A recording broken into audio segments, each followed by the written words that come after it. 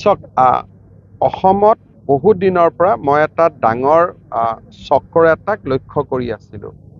সেইটো হ'ল যে মেডিকেল ইঞ্জিনিয়াৰিং আৰু CBSE পৰীক্ষাৰ আগত ল'ৰা ছোৱালীসকলক চেণ্টাৰ চেঞ্জ কৰাই দিয়া হয় আৰু কিছুমান নিৰ্দিষ্ট স্কুললৈ লৈ যোৱা হয়।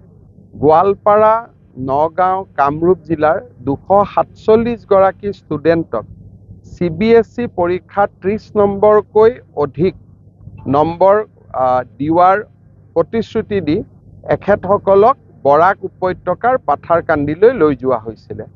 পিছত যেতিয়া তাতে সুবিধা নাপালে, ল'ৰা ছোৱালীখিনিয়ে হুলস্থুল কৰিলে, লাহে লাহে গোটেই চক্ৰটো পোহৰলৈ আহিছে। আৰু এইটো CBSEতে সীমাবদ্ধ নাথাকে, এইটো মেডিকেল এণ্ট্ৰেন্স পৰীক্ষাটো চলি থকা ডাঙৰ এটা ফ্ৰড এটা আমাৰ সন্মুখলৈ আহিব। মই আগতে কৈ আছোঁ যে এই মানুহজন বহুত ডাঙৰ ফ্ৰড হয়। History is all about fraud.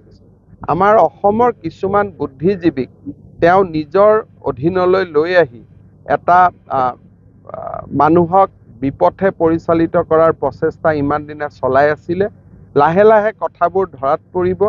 অসমত যাতে এডুকেশ্যনটোক এখন বজাৰলৈ ৰূপান্তৰ কৰা নহয়, তাৰ বাবে আমি প্ৰচেষ্টা কৰি থাকিম। ইউনিভাৰ্চিটিত এটা ডাঙৰ সমস্যা যে মানুহে PhD ডিগ্ৰী লৈ আছে, কাম কৰা মানুহ, কিন্তু কাম কৰা মানুহজনে ছুটি লোৱা নাই। তাৰমানে কাম আৰু PhD দুয়োটাই কেনেকৈ একেলগে হ'ব পাৰে? গতিকে লাহে লাহে এই গোটেই ইনভেষ্টিগেশ্যনবিলাক খুলিব। চাওক অসমত বহু দিনৰ পৰা মই এটা ডাঙৰ চক্ৰ এটাক লক্ষ্য কৰি আছিলোঁ। সেইটো হ'ল যে মেডিকেল ইঞ্জিনিয়াৰিং আৰু CBSE পৰীক্ষাৰ আগত ল'ৰা ছোৱালীসকলক চেণ্টাৰ চেঞ্জ কৰাই দিয়া হয় আৰু কিছুমান নিৰ্দিষ্ট স্কুললৈ লৈ যোৱা হয়। গোৱালপাৰা, নগাঁও, কামৰূপ জিলাৰ 247 গৰাকী ষ্টুডেণ্টক CBSE পৰীক্ষাত 30 নম্বৰকৈ অধিক নম্বৰ দিয়াৰ প্ৰতিশ্ৰুতি দি এখেতসকলক বৰাক উপত্যকাৰ পাথাৰকান্দিলৈ লৈ যোৱা হৈছিলে। পিছত যেতিয়া তাতে সুবিধা নাপালে, ল'ৰা ছোৱালীখিনিয়ে হুলস্থুল কৰিলে, লাহে লাহে গোটেই চক্ৰটো পোহৰলৈ আহিছে।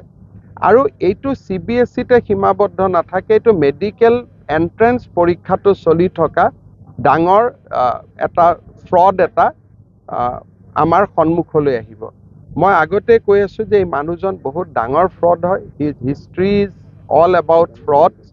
আমাৰ অসমৰ কিছুমান বুদ্ধিজীৱীক তেওঁ নিজৰ অধীনলৈ লৈ আহি এটা মানুহক বিপথে পৰিচালিত কৰাৰ প্ৰচেষ্টা ইমান দিনে চলাই আছিলে।